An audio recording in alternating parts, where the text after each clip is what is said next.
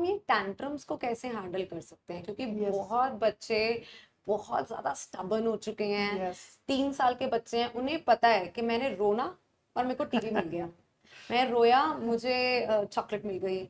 मतलब ये उनका पैटर्न बन चुका है। उनको पता यस है कि उनकी क्या यस फ्रीक्वेंसी है। यस यस उन्हें पता है कि मैं कितनी देर तक रोऊंगा कि मेरी बात मानी जाएगी। देखो, एंड बच्चे को, जब हमारा बच्चा पैदा होता है तो full of emotion and love and happiness, इसके अलावा उसे कुछ नहीं पता होता। उसे इतना पता होता है कि अगर मैंने सुसु की है तो भी मुझे रोना है, मुझे भूख लगी है तो भी मुझे रोना है, मुझे गर्मी लग रही है तो भी मुझे रोना है। यानी कि वो रो के अपने इमोशंस को राइट। बताता है अपने पेरेंट्स को, कि मुझे अपने इमोशंस को रिलीज करता है और बताता है कि मुझे ये प्रॉब्लम है, क्योंकि उसके अलावा और कोई ऑप्शन नहीं है उसके पास। बच्चे को नहीं पता जिद क्या होती है, गुस्सा क्या होता है, उसे कुछ नहीं पता। लेकिन जब वो बच्चा धीरे धीरे 1 साल का होता है तो वो गुस्सा करना सीख जाता है, जिद करना सीख जाता है। कैसे, इसको समझने की जरूरत है। न्यूरल कनेक्शंस बहुत कम होते हैं जब बच्चा पैदा होता है। राइट। सबकॉन्शियस माइंड की प्रोग्रामिंग भी ऑलमोस्ट बहुत कम होती है। तो बच्चा देख देख के सीख रहा होता है। जैसे मैंने पहले ही बोला कि वो सीसीटीवी कैमरा है, वो सब कुछ रिकॉर्डिंग कर रहा है और डेटा उसके सबकॉन्शियस माइंड में स्टोर हो रहा है।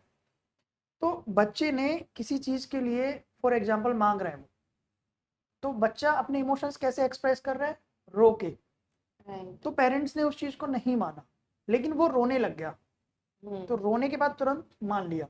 अब बच्चे के सबकॉन्शियस माइंड को सिग्नल गया कि अगर मैं रोता हूं तो मेरी बात मान ली जाती है।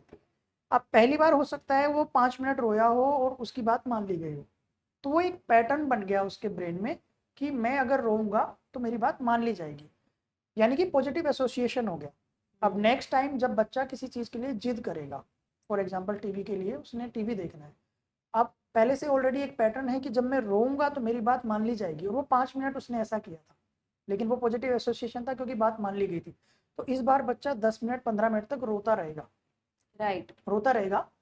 और क्योंकि एक पॉजिटिव एसोसिएशन हो गया, तो हमें लगेगा बच्चा 10 मिनट से रो रहा है, 15 मिनट से रो रहा है, हम इसकी बात मान लेते हैं। लेकिन जैसे ही हमने दूसरी बार उसकी बात मानी, तो वो पैटर्न जो था वो और ज्यादा स्ट्रांग हो गया। यानी कि एक लाइन पहले खिंची हुई थी, अब एक लाइन उसके ऊपर और खिंच गई। बच्चा थर्ड टाइम समझेगा मुझे 10-15 मिनट रोना पड़ेगा। थर्ड टाइम वो आधा घंटा रोने के लिए तैयार है, और फिर आपने उसकी बात मानी, एक लाइन और स्ट्रांग खिंच गई। यानी कि जितनी बार आप उसकी बात मानोगे वो पैटर्न स्ट्रांग होता चला जाएगा। इसके ऊपर एक रिसर्च हुआ था, थोड़ा सा रिसर्च के बारे में बताता हूँ, फिर इसे आगे कंटिन्यू करूंगा। यस। कि चूहे को पानी में डाला गया ओके। और उसे छोड़ दिया गया कि तैरो, आप कितनी देर तैर सकते हो। तो पहली बार चूहे ने गिव अप करने से पहले लगभग 15 मिनट तक कोशिश की, उसके बाद उसने गिव अप कर दिया। लेकिन उसे जैसे उसने गिव अप किया, निकाल लिया गया बाहर। अब ये क्या हो गया, पॉजिटिव एसोसिएशन। रेड को पॉजिटिव एसोसिएशन हो गया कि कोई मुझे बचा लेगा। नेक्स्ट टाइम 2-3 दिन बाद उसे फिर से पानी में डाला गया। इस बार वो लगभग 2 दिन तक गिव अप नहीं किया, कोशिश करता रहा, क्योंकि उसके ब्रेन में ये मैसेज जा चुका था कि कोई ना कोई आएगा। पॉजिटिव एसोसिएशन हो चुका था जो मुझे बचा लेगा। ठीक उसी तरीके से ह्यूमन ब्रेन काम करता है। जब उसके ब्रेन को मैसेज चला गया कि मेरी ये बात मान ली जाएगी मेरे रोने से, तो हो सकता है पहली बार वो 5 मिनट रोया, अगली बार वो 5 घंटे तक रोता रहेगा कि मेरी बात मान ली जाएगी, कोई ना कोई तो मेरी बात मान लेगा। वही जो मैंने बताया कि अगर मम्मी डिसिप्लिन सिखाने की कोशिश कर रही है, किस चीज़ के लिए मना कर रही है, बच्चा दादा दादी के पास चला गया या पापा के पास चला गया और वही चीज़ मांगी और वो दे दी, तो बच्चा समझ गया कि मैं रोऊंगा, मम्मी मना करेंगी तो ये लोग मान जाएंगे। 10 मिनट में नहीं मानेंगे, 20 मिनट में मान जाएंगे, 20 मिनट में मानेंगे, 30 मिनट। तो धीरे धीरे जितना वो पैटर्न स्ट्रांग होता जा रहा है, बच्चा जिद्दी बनता जा रहा है।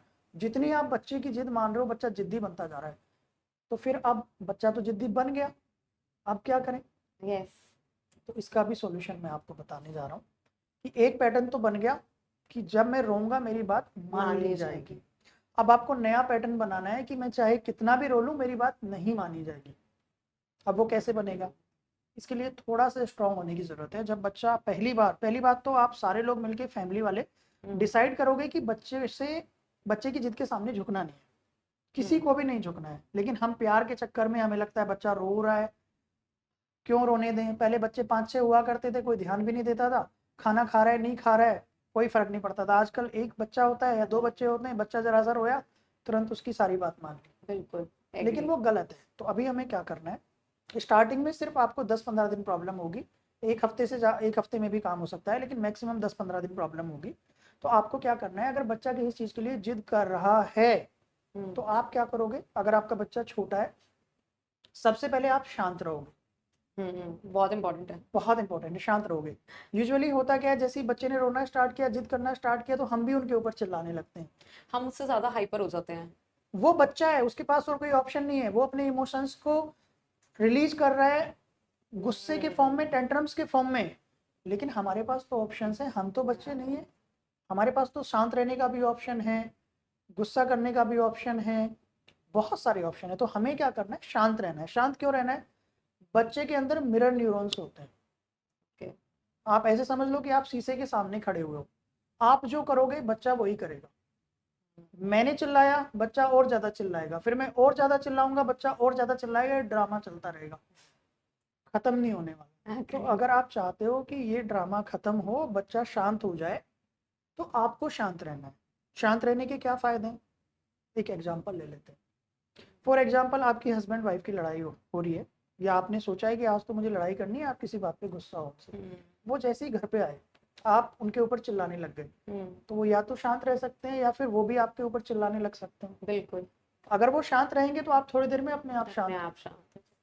लेकिन अगर वो भी चिल्लाने लगेंगे तो लड़ाई बढ़ जाएगी। हो सकता है 10-15 दिन उसके बाद आपकी बात भी ना हो। एग्री। तो हमें क्या करना है, शांत रहना है बच्चे के सामने। अब बच्चा क्या देख रहा है कि मेरे पेरेंट्स शांत है, डीप ब्रीथ करना है और शांत रहना है एकदम। जब बच्चा देख रहा है शांत है, मिरर न्यूरॉन है, तो बच्चा सबकॉन्शियसली आपको कॉपी कर रहा है, वो धीरे धीरे शांत हो जाएगा। पहला स्टेप ये है। दूसरा स्टेप ये है कि जब बच्चा, आप शांत हो उस टाइम, अगर आपका बच्चा छोटा है तो आप उसे हक कर लोगे, इम्पैथी दिखाओगे। बच्चे को इम्पैथी दिखाना जरूरी है, उसकी फीलिंग्स को वैलिडेट करना जरूरी है कि हाँ आप रो रहे हो, आई नो बेटा, आई अंडरस्टैंड आप कैसा फील कर रहे हो, मुझे पता है।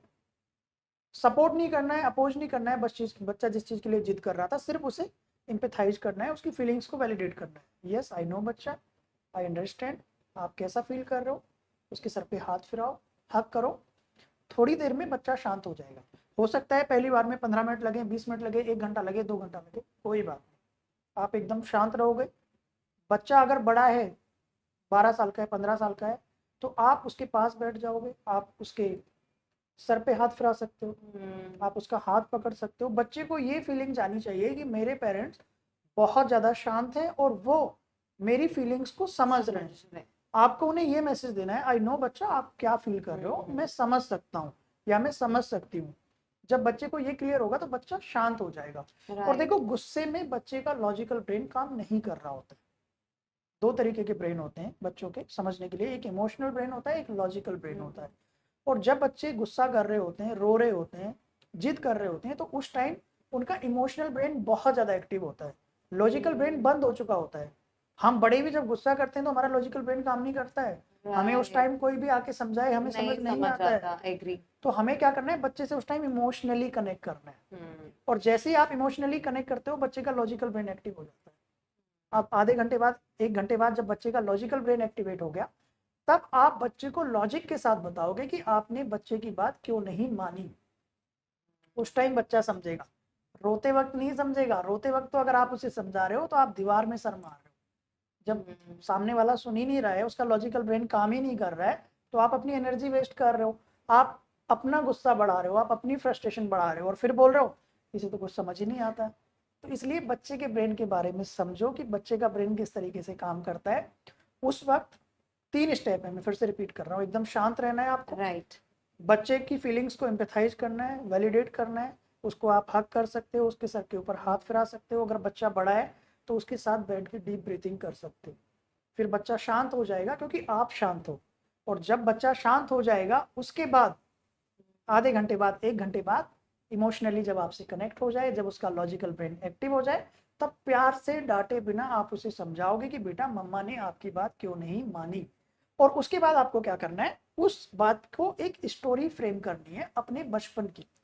स्टोरी से बच्चे बहुत जल्दी से समझते हैं। अच्छा। जिस चीज के लिए बच्चा जिद कर रहा था उससे रिलेटेड आप कोई भी स्टोरी फ्रेम कर लो कि बेटा जब मम्मा छोटे थे, मैं अपनी डॉटर के साथ ये करता हूँ, वो एकदम समझ जाती है। मैं बहुत स्टोरीज बताता हूँ उसे, और अपनी गलतियों की स्टोरी बताता हूँ कि मैंने कैसे गलती की और कैसे सीखा। राइट। तो बहुत उससे बच्चे इम्पोर्टेंट है। कनेक्ट कर पाते हैं, उन्हें लगता है कि हाँ हम ही गलतियां नहीं कर रहे हैं, हमारे पापा ने भी गलतियां की गलतियां हैं, करी हमारी मम्मी ने भी गलतियां की हैं, राइट। तो वो सीखते हैं उससे और उन्हें बड़ा मजा आता है इंटरेस्ट लेके। फिर हम उन्हें सिखाते हैं तो कहते हैं अच्छा पापा उसके बाद क्या हुआ, अच्छा उसके बाद क्या हुआ, और वो स्टोरीज ना उनके सबकॉन्शियस माइंड में परमानेंटली स्टोर हो जाती हैं, वो राइट। बच्चे और ज्यादा कनेक्ट कर पाते हैं। लेकिन बहुत सारे पेरेंट्स क्या बोलते हैं, जब हम तुम्हारी एज में थे ना हमारे पास लाइट भी नहीं थी पढ़ने के लिए, एब्सोल्युटली। हमारे या पास ये फिर भी नहीं अगर था। हाँ, या फिर तो अगर बहुत ज्यादा बच्चा एक चीज के लिए रो रहा है, फॉर एग्जांपल टीवी के लिए रो रहा है, तो उसको डिस्ट्रैक्ट करने के लिए चॉकलेट दे देंगे। मतलब हाँ, कुछ ये ना कुछ ऐसे कर ये देंगे। एक ऐसी चीज है मतलब जिससे बच्चे के टेंट्रम्स बढ़ते हैं। बढ़ते हैं। यानी कि हम हमारे पास रात को 11 बजे फॉर एग्जांपल बच्चा रो रहा है और वो आइसक्रीम के लिए जिद कर रहा है, हम्म। अब आइसक्रीम तो उसे दिला नहीं सकते रात को 11 बजे, तो बोलेंगे बेटा आप चुप हो जाओ, एक काम करो फ्रिज में चॉकलेट रखी है, चॉकलेट आपको दे देते हैं। चॉकलेट तो बच्चे के ब्रेन को क्या मैसेज गया, मेरी पसंद की कोई ना कोई चीज तो से मिल तो ही मिल ही जाएगी मुझे, जाएगी बस। इसलिए टेंट्रम्स बढ़ते हैं। तो ये नहीं करना है। अगर बच्चा किसी चीज के लिए मना कर रहा है और वो चीज सही नहीं है तो स्ट्रिक्टली बच्चे को बोलना है कि बेटा ये आपको अलाउड नहीं है, आप ये सिर्फ संडे को ही खा सकते हो। उसके बाद अगर बच्चा रोता है तो रोने दो, लेकिन उसकी फीलिंग्स को वैलिडेट करो। आई नो बेटा आपको चॉकलेट बहुत पसंद है, मम्मा को भी बहुत पसंद है, लेकिन हम चॉकलेट नहीं खा सकते। बस आप उसकी फीलिंग्स को वैलिडेट करो, उसको बोलो कि हाँ मुझे पता है आपको बहुत पसंद है, आपको बहुत प्यार है चॉकलेट से, लेकिन हम अभी नहीं दे सकते बेटा, हम संडे को ही दे सकते हैं।